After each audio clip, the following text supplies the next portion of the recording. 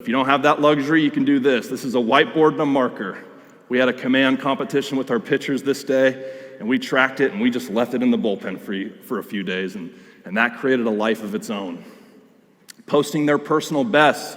You can see on the left, these are velocity PRs for our pitchers.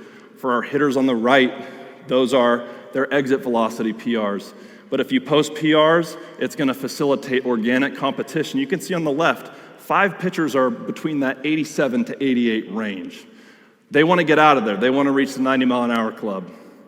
And just posting it is going to help facilitate that good, healthy competition, and it helps with camaraderie. Guys will celebrate each other when they break new barriers.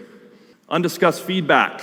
These hitters, they're hitting to targets for points, but you can see on the right there's a display board showing exit velocity. The exit velocity has nothing to do with the competition, but merely having it in the environment is going to create extra competition. Same with your pitchers. If you have your pitchers do a command competition, having the radar gun present, I think, goes a long way for facilitating effort level and extra competition. Maybe the best thing you can do is just film practice. Baseball doesn't film practice, and I don't know why. Every other sport does. If you can raise a couple $100 for a drone, you fly that thing over practice, and you watch what happens to effort level. It goes up. It's like the eye in the sky. They can't hide from it. So filming practice, great for facilitating extra effort and organic competition. Your role as the facilitator, just some background here. This was on Halloween, and we did a command competition on Halloween, throwing to pumpkins. Very festive of us.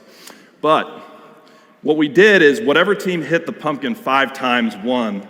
But if they could blow the pumpkin up or get the ball to stick in it, it was a walk-off. So now we're blending that gain orientation into it, giving them incentive to go for it.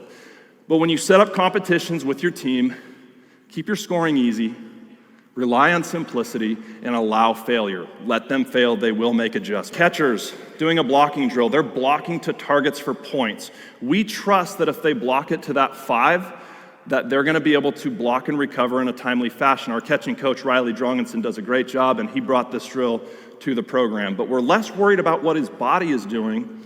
We're more worried about successful execution of the block so he can make a play. For your hitters, you can see we have constraints in the environment, screens that are encouraging them to hit the ball in the air. Just next to the BP thrower, you're going to see a little display board showing exit velocity. And then down the first base line, there's a giant stopwatch showing their 90 time.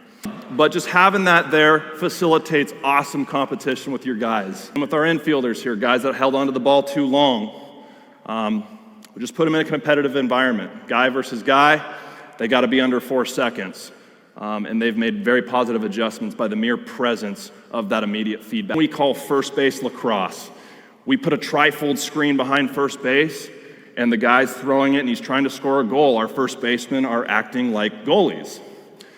They can spike it, they can throw it high. However they score the goal, they can do what they want. You might say, well, Jake, they're throwing to inaccurate targets. I actually think throwing to inaccurate targets on purpose is a great way to develop command and feel.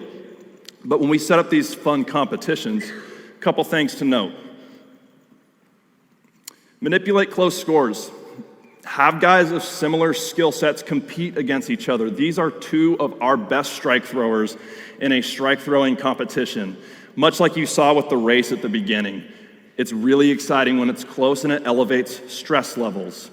But if you don't have the luxury to have guys of similar skill sets compete, you can always rely on handicapping. So these guys are doing a broad jump competition, and you can see on the right side, there's some athletic tape, and we're gonna put the lesser jumper on the right side. They're gonna jump at the same time, and he has a head start, and we're gonna see who jumps the furthest. So through handicapping, you can always facilitate a tight competition.